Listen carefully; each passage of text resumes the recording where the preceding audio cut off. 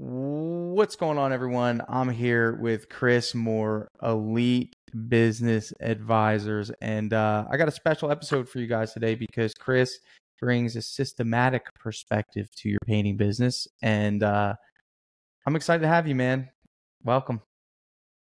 Welcome. Thanks, man. Thanks for having me. I'm excited to be here with you guys. And I always love chatting business with you. So I'm excited to hear what we're diving into. Yeah, man. I mean, I told you, you asked, what's the agenda? I said, I don't have one, man. We just come off the top. We're going to talk a little bit about business. We're going to talk about strategy. Let's first outline who we want to serve today are those people who are operating a business. They're in the day-to-day operations. They're struggling to kind of get, to them, I've been underwater with business, man. I know what it feels like. It's like each day Yep. is like, it's a survival mission. Um, I can imagine hearing these conversations about people that seem to have it figured out. I'm going to ask you, Chris, do we ever have it figured out? Nope. It's called being Never. an entrepreneur, brother. Never. So there'll never be a time we haven't figured out, but there's some checkpoints along the way that at least make you feel like you're progressing. And I think that's one of the cool things about what Yep. you offer. So I want to get into kind of like who you are, what got you into it, Yeah. and really why you are qualified to aid a painting business owner in the next step of their journey. Yeah, no, that's great. I don't know that I am qualified, so let's just start there. No, I'm kidding. No, I spent a decade in the painting industry myself. I started with a company called Student Painters when I was in college at 19 years old. I spent 7 years with them. When I left that program, after running the St. Louis, Missouri region, I ended up starting my own painting company, knowing that consulting, coaching, advising is what I wanted to do long term. To be honest with you, I didn't think it was going to be focused 100% in the painting industry like we are now. I thought I was going to be working with all kinds of business owners all over the map. And we did that at first, and it was exhausting. But Sure. 2020, I made the full-time switch to Elite Business Advisors. So we're 6 years in business total, 4 years full-time focused now. And, so myself, everybody on our team, we've all ran a painting company. We have experience with that. And to me, I think that's a huge thing because we actually understand what painting contractors are going through, right? We've Yeah. been in their shoes. We've had to fire painters. We've hired painters that didn't show up on the first day. We're not just a business coach that's teaching off a theory. Like all of us have tried and true applied, Yeah. everything that we're teaching people. Yeah. Yeah, man. I love that. I think, I'm a proponent of this, especially drip jobs, man. I think one of our strategic advantages is I am the customer. And you can see things Right. from the perspective of your customer. There's no speculating. Um, Yep. Super cool, man. So in terms of strategy, you have a painting business owner. Let's say he's doing $250,000 a year. Um, Yep. Not quite sure how he got there, but he got there. He's kind of coming off of a hot Yeah. year. January's been slow because he wasn't ready for it. And Right. he's fighting for work, man, fighting for it. And the idea of growing Yep. beyond his means is scary. The idea of having, hey, Yeah. we hear it, hire, spend money on marketing. Yeah. What's the advice to that guy? Yeah, man. Maybe look into landscaping. No, I'm just kidding. I think, listen, everybody goes through I call it the entrepreneur roller coaster. One of my favorite books out there by Darren Hardy, he called it the entrepreneur roller coaster. And it's probably it's definitely my top 3 favorite entrepreneurship books. And I think it's so freaking true what we go through as entrepreneurs. And I say we, right? Like here at Elite Business Advisors, we can still be on a roller coaster. I'm sure you there with Drip Jobs, Tanner, you guys sometimes still on a roller coaster, right? Like entrepreneurship, and no matter where you grow your company and what you do, it doesn't change, right? There's always going to be a roller coaster. And so I think for somebody in that situation, truthfully, there's got to be a couple of things that we look at, right? Like one, is there any capital in the business, right, to run with anything? And number 2, how do we grind through it and then get back to better days? One thing that I'm a huge proponent of year round is organic marketing, relationship marketing. How do we grow our business through our happy, satisfied previous clients, right? I think that's it. I think that's a market that most painting contractors, and I would say 90-95%, don't really tap into well. We're doing a talk on that at Expo, PCA Expo coming up the end of February, all on that topic. And when you dive into that deep, it's easy to pull from those relationships in those hard times, right? How can we get leads without having to spend a lot of money? So what's the cash look like? Sure. And then as far as growing beyond your means, that's just, you got to baby step it, right? You don't go from 1 or 2 painters, probably if you're doing 250, to 7 painters tomorrow, right? You hire the third one. And then the fourth one is usually the biggest step because now you're on crew number 2, Yeah. right? And then 5 and then 6. So, understand that there's a lot of baby steps in place, and having somebody like myself and all the other great companies out there to kind of guide you along the way is just it's kind of like the safety net for you, if you will. It's crazy, man. The jump from 1 crew to 2 crews is like having 2 kids. Like you'd think that naturally you would think like when you have 1 kid, okay, well, it'll be the same amount of work as having the second child. As a father of 2, No, it's almost like 1.5 to 2x the amount of work. And 100%. one thing that I guess I want to try to say, it's going to be hard to get it to come out, but there's so many things that it's not just selling 2 jobs. It's not just producing 2 jobs. It's managing 2 to 3 more people. It's managing double the customers. It's managing and it's having to refine the systems along the way at the same time. And getting to 2 crews in and of itself is one of the greatest accomplishments that a painting business owner can get to, because if you do that, then you could do anything. That transition from 1 to 2, for me, it took me a year and a half to actually confidently get to 2 and keep 2 jobs running. It took me another year and a half to do 3 and get 3 crews running. Now we have 3 running full time every day, back to back. And it's almost like hitting the lottery, Chris. Like if you go from 0 to $1 million, you're going to blow that money because you just don't have the discipline. You don't have the skill sets to be able to keep that and grow it. And it's the same thing with getting to that second or third crew. Would you agree? 100%, man. And I think for me, the clients we have that have 1 crew, 1 to 3 painters, we typically focus in on 2 things. Number 1, systems, right? How do we start to systematize the business for the job site to where you don't have to be there? And then how do you start to systematize everything else inside your business, right? Because you as the owner tracking their hours, if you're not there every day, you got 2 crews, now you got 4 people, it starts to become a little bit harder, right? We need a system to help track time is an example. Sure. Another thing with that is leadership development, right? Like for me, before you jump off into crew number 2, you need to have a pretty solid crew leader on crew number 1, right? We did a podcast episode called 5 Levels of a Crew Leader. That's not a shameless plug, by the way. And, we broke through hey, level 1 is just you can leave for 2 hours and they can keep the job going and not burn the house down. Right. And then level 2 is they're doing the final walkthrough with the customers. Level 3, they can show up without you showing up and take the work order and get the project started, right? We kind of broke down what's 5 levels of a crew leader. Can you make that a Canva pictograph? 100%. It already is, and I'm happy to share it to you. That is super cool, email me. I'm happy to share it over.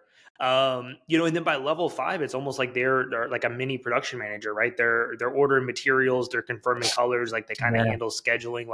And that's, obviously where everybody would love to be at.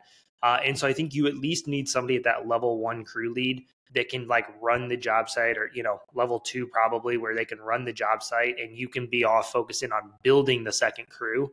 Because if you've got scatterbrain crew 1, crew 2, you're never going to be able to develop, right? Because you can't leave them alone to complete a project, so because you as the owner typically are going to spend your time training and building up that second crew, right? So that's why I say we focus on systems, but then we really focus on leadership development to develop that crew leader for that first crew before you jump off into number 2. I love that strategy. How invested are you in learning about the attributes of the team members of the business owners that you serve, to the point where you really want to learn who they're working with so you can help them make decisions about who to elevate to a new position? Or you might look at the team and say, dude, based on what you're telling me, you got nobody.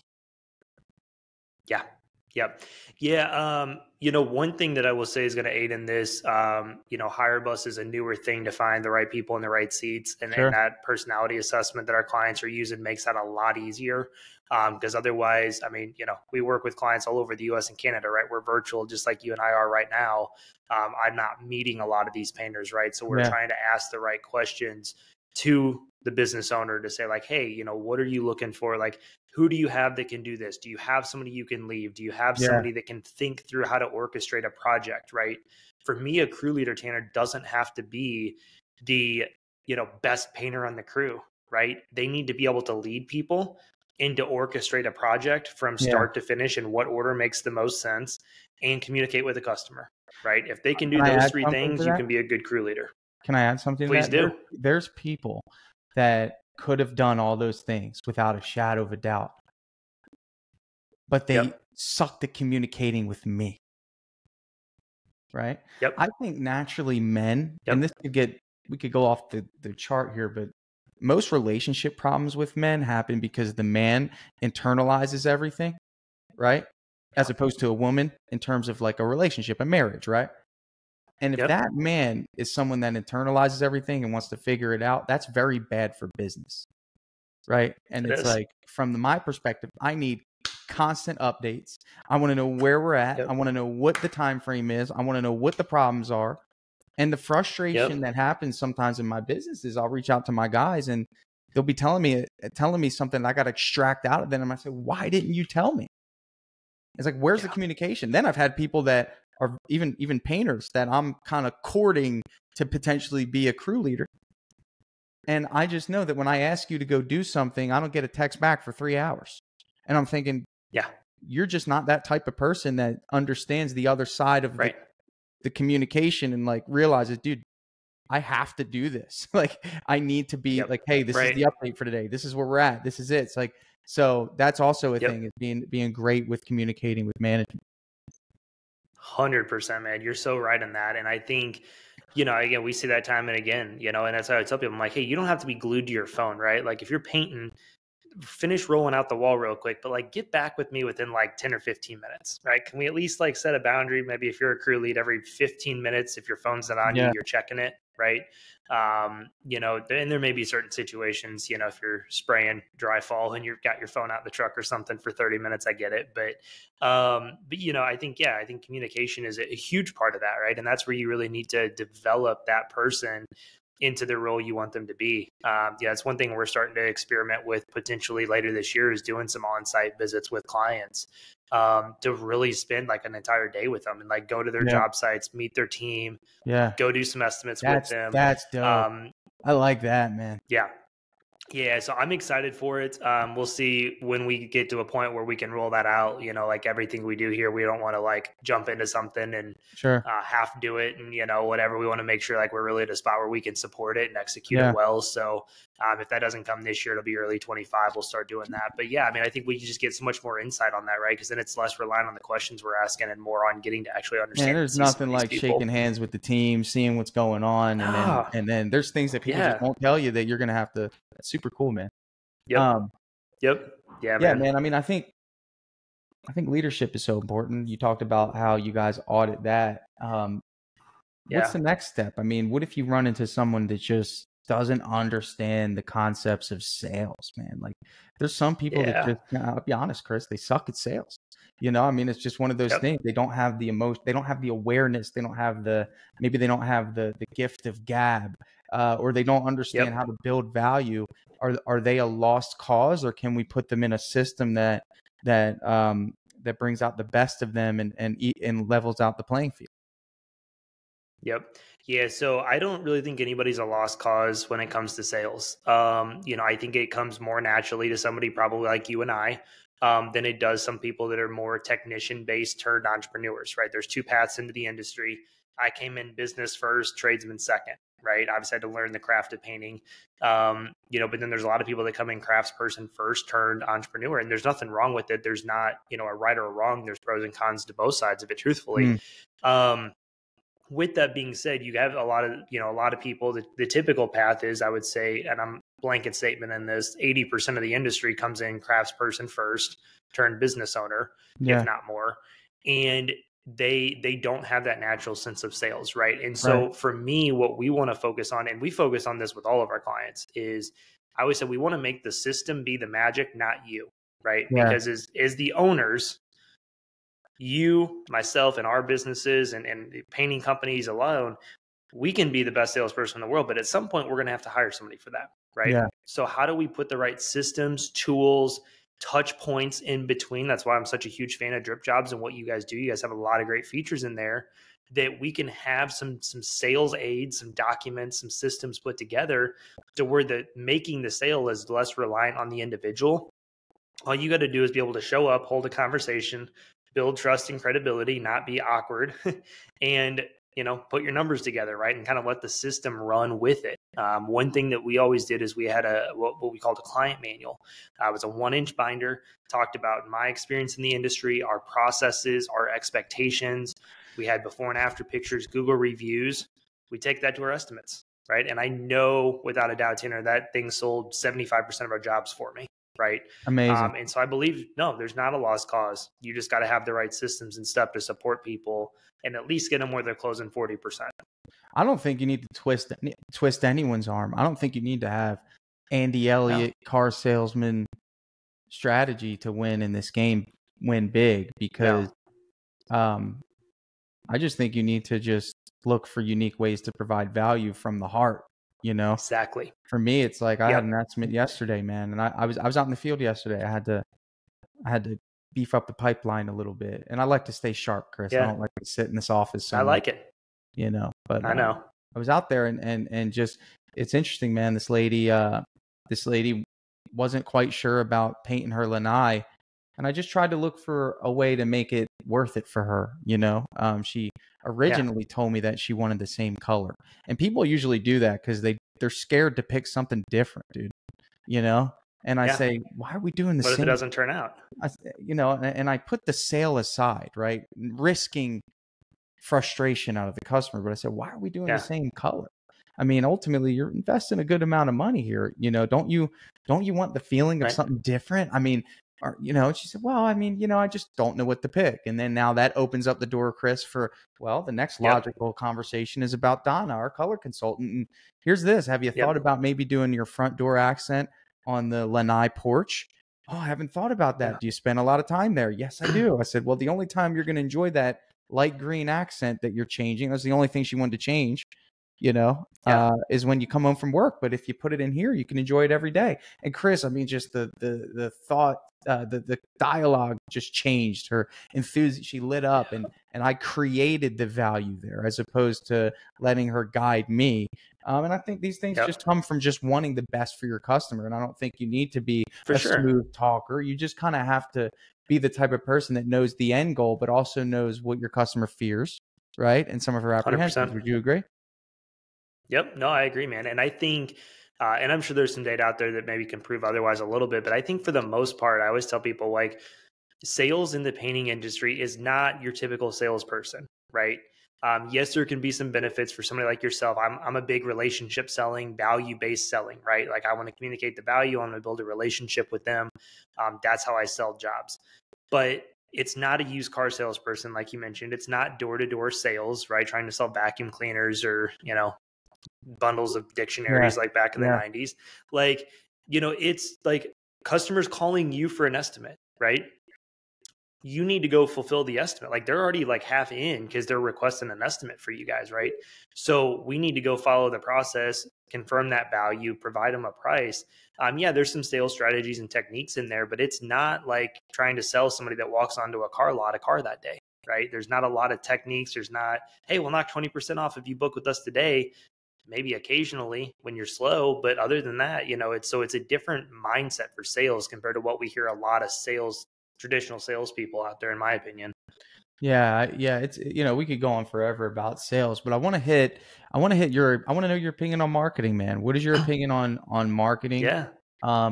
Things are shifting. There was somebody the other day in our painting contractors group, and they said something along the lines of, Philadelphia is really slow right now. There's no work. And I could tell it was written by someone that survived off of word of mouth for 15 years. And he's disappointed with the results.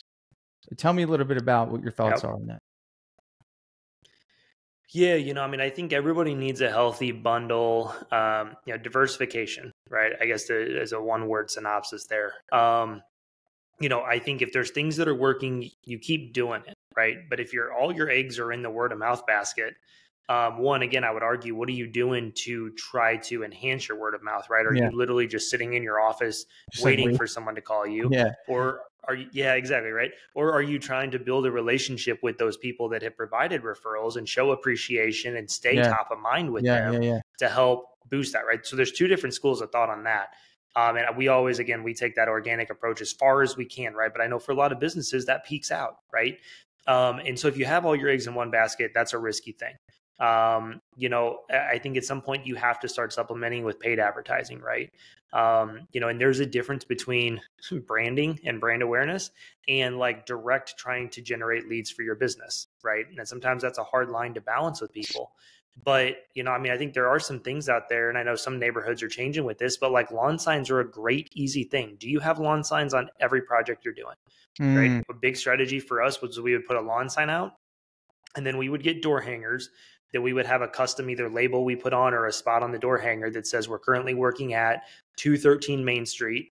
Call Chris for a free estimate. And I would put them on 100 houses in that neighborhood around that house. Right. Mm. So now they're seeing our lawn sign, they're getting our door hanger. They see the address in case they don't drive by it on their way to work. Right. They may know the homeowner. Hey, what'd you think of Chris and Elite Painting? Right. So I think work smarter, not harder, right? Whether, you're putting them out as the owner, you're paying somebody to go put them out, whatever that looks like. But then obviously we're getting into the digital age too, right? I mean, at some point, like I can't sit here and say Facebook ads don't work. I've seen them work really well in some cases, and I've seen them not work really well in some cases. But at some point, Facebook ads, Google local service ads is a huge thing right now that I don't think enough people are taking advantage of. Every client of ours that has Google local service ads, which is different than Google ads, just to clarify, set up and running and optimized, they're getting a lot of great results with it, right? So I think at some point, like, don't put all your eggs in the Facebook ad basket. Don't put all your eggs in the Google ad basket, right? Like we need a good, healthy blend, to kind of make sure that we can weather slower times. Yeah. Don't put your eggs in any one basket. Doesn't matter what it is. I think Yep. businesses survive because they pivot, and they Yep. adjust. I use an Yeah. example that makes sense to me as I remember. Are you familiar with Publix, the grocery chain? Yeah. Yeah. Yep. Okay. You've traveled, so you probably popped in I one, have. but Yeah. yeah, but they're Panama big. City. Yeah. So they're big, right? Yeah. Big chain, amazing. I remember, I don't know if I'd say 8 years ago. Okay. I would have never ordered groceries ever. I would have thought, man, that is the dumbest. Who is that lazy that they can't get to the grocery store? Yeah, right. Right. Yeah. And I just remember thinking like, this is never going to work. Like who's going to Yeah. trust people to pick up their fruits and vegetables and bruh, Yep. Publix was looking at the numbers and said, huh, so they don't have to come There's enough to people us. that We can will. go to them Yeah. and still make revenue. Sign me up, and that was kind of the pivot. Now here's the deal. There's some companies that adjust and say, we've got to do this, even if right now it doesn't fully make sense. But the benefit of doing it is that we're taking the risk, which means we're going to be one of the first, which solidifies our spot as a go-to for this service, which is cool. And then the other companies who say, well, no, we're not doing this. We don't feel like getting our systems in place or getting our systems in line in order to make this happen. Walmart bought jet.com, right? I don't know if you remember that.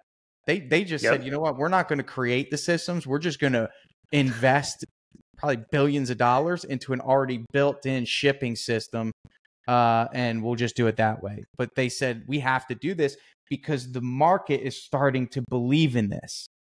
That's crazy. Yep. That's what you're doing your painting business, really. That's what I'm getting at. It's like you shouldn't be, you got to move, dude, or you're going to get left behind. Right. Like, let me put it this way. Like, so our a couple big like chains here in St. Louis where I'm at, Walmart, obviously they're pretty nationwide. Schnucks and Deerbergs are more regional based, right? Those are the two stores we always used to grocery shop at. You mentioned it, 2 kids, right? We just had our second kid in September. Business has been crazy. I never would step foot in Walmart, right? Just obviously the typical Walmart, Yeah. stereotypes. I just hated even going there, Sure. right? But now with Walmart delivery, in Yeah. which we even get the membership for free through our Amex card, I don't go to grocery stores anymore, right? And so now all the dollars we're spending, and mind you, our family's doubled in size, and that we'll feel that in about a year Yeah. on the grocery bill. Like now all that revenue is shifted to Walmart, right? And Crazy. do I, again, there's a whole lot of different arguments, small businesses and other stuff out there. I'm not going to go there, but like is a general principle of exactly what you're just saying. If you're not pivoting and you're not finding out what's working, you're going to be the one left behind, right? And you may not feel it in week one or month one, or maybe not even year one, right? But if you've never looked at any other way to market your business and you're starting to feel that slowdown, change while you can, Yeah. right? Yeah. Start figuring it out. Think of Start it like figuring this. out what it looks like. Like at the end of the day, we don't know exactly how many people wake up each day and tell themselves that they want to get a painting estimate. But the chances are, even in a 100-mile radius, if we could safely assume that it's at least 1,000 people. In 100 miles, easily. There's not 1,000 painting companies. There could be, but ultimately there's not 1,000. So it's like, how much of that market share do you want? And it's just, if you're not getting the results, it's because no one knows who the heck you are. Dude, it's crazy how many people don't know who Drip Jobs is. Like we don't even touch probably 2% of the painting market share. And it's crazy. Yeah. There's people that come to us and say, I've never heard of you. I know that we're going to go to the expo, and with how much we do on Facebook and how many ads we run in the big Facebook group, there's going to be people there to say, I've never heard of you guys. Who are you? Right. And it's like, man, it's crazy because we think that we're known. Yeah. Right. Right. I feel like you guys are, right? And so I tell a client, like, hey, you should check out Drip Jobs. And they're like, drip, what? How do you spell that? What? Yeah. Like, drip Jobs, not hard, right? But see, here's the thing too, right? Like some people, and here's, I think, a big thing as we talk about mindset of an entrepreneur too. Some people will look at that in their own business and it'll be like a negative thing, right? They'll beat themselves up. Man, we're not doing enough. We're not out there enough. We're not this. And I'm like, yeah, you can look at it like that, throw a 5-second pity party, move on with your life, because what's the opportunity, right? If you've only touched not even 2% of the painting industry, man, that means you got 98% of the potential still out there. Now, will you guys ever have 100% market share? Sorry, probably not.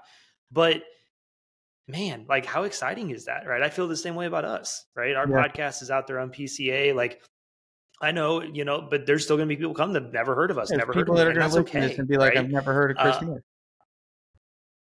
Yeah. And guess what? I'm okay with that, right? Because I view it as an opportunity of like, where can we go to continue to grow and influence and help painting contractors that don't know who we are, right? Same thing with the PCA. We feel like the PCA, like everybody in the world knows that. I've had a couple Sherwin reps at events that I speak at. They're like, PCA, Painting Corporation America. I don't what like yeah exactly, right.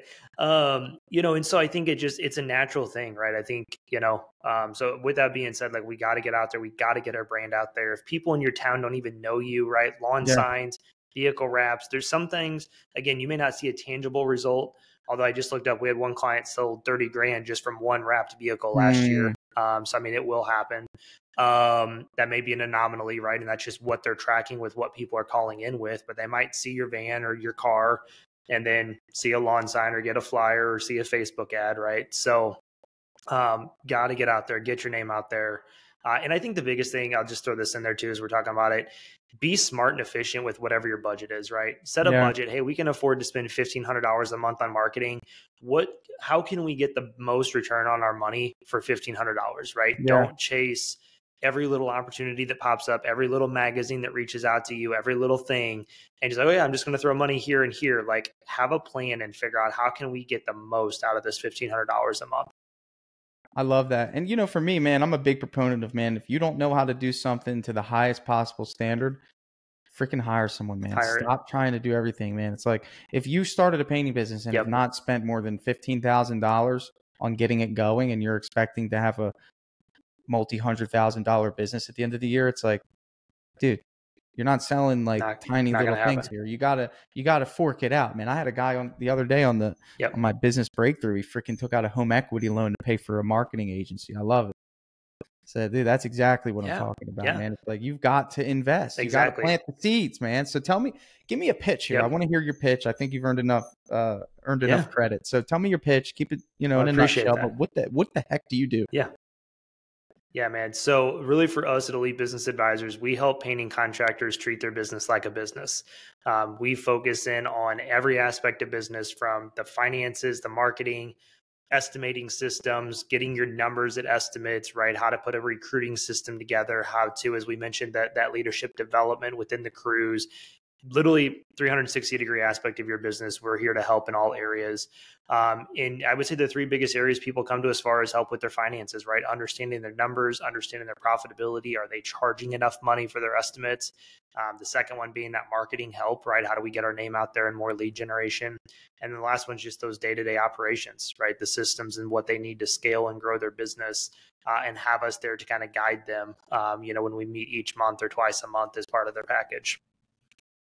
I love that, and I think, man, at the end of the day, um, you're just an accountability partner too, right? I mean, like, I think that's Yep. super Yeah. valuable, man. You got to be willing to be coached. I Yep. mean, why go through the pain of being And that, stubborn and trying to figure out everything on your own when someone else has already done this? Like, someone already else yeah. has hit $1 million in revenue. They'll tell you how to freaking do it. Why wait 2 years to figure it out, man? That's what I love about this is like you could go through it and think you got it under control for 2 years and blindly make mistakes that someone else could be like, yo, make sure you don't, like, bro, just don't Yeah. do that, Yeah. And that's what I tell all of our clients all the time. We've got clients who've been with us for 4 years that are at like the sweet spot where they want their business to be at, right? It's giving them the lifestyle they want, the income they want. Yeah. And they're like, I just love having a third party perspective and accountability Yeah. person that I can bounce ideas off Well, of. then they get the Right. community. And I tell people, I'm like, you don't. Then they get the community, right? I mean, the Exactly. community is like the not like Yep. the actually probably the most valuable thing is because now you're connected with people that are on the same mission as you, and you might meet someone that hit 1 million with your program, and then now they're on their way to 2 Yeah. million. So now you have that guy as a Yep. resource, and now you guys are calling each other throughout the week, and he's even guiding you Exactly. off the record. I mean, it's awesome, man. It's awesome. I'm a big Yep. proponent that Yeah. every scaling contractor, whether you're paying, I don't care what you are, but every scaling contractor needs 3 important things. Number 1, you need a great software. You cannot scale your business without a great software. I don't care who you are. You can't do it. It doesn't happen. It's too complex. There's too many leads and too many people that you need to keep track of. That's number 1. Drip Jobs is solving that problem. Yep. Number 2, you need a marketing agency. You cannot run ads on your own. Don't try it. You're going to lose money unless you plan to be a marketing agency yourself. Pass the ball. And number 3, you need an accountability coach. You need a coaching partner. You need someone like Elite Business Advisors, my man Chris here, to help bring those 2 things together and then build the business system in a way that it can reproduce results. Yep. I couldn't agree more, man. I love it. I love the relationship we've got. It's a ton of fun doing things like this. We could do a 4-hour episode probably on all this stuff. So we'll have to do some more later on. But I agree. I think everybody needs a coach in life. And I don't just say that because of what we do. And I tell people, like, we always do a free business analysis meeting to sit down and make sure that we're a good fit for each other, right? It's not just, are we the right fit for them, but do we feel like we can actually add value and help them, right? We know what our niche is. We know what our sweet spot is. Do we feel like we're the best fit for them? And, and I tell people, like, I don't care if you work with us, you work with Conquer Consulting, Breakthrough Academy. There's a ton of great companies out there in this space as well.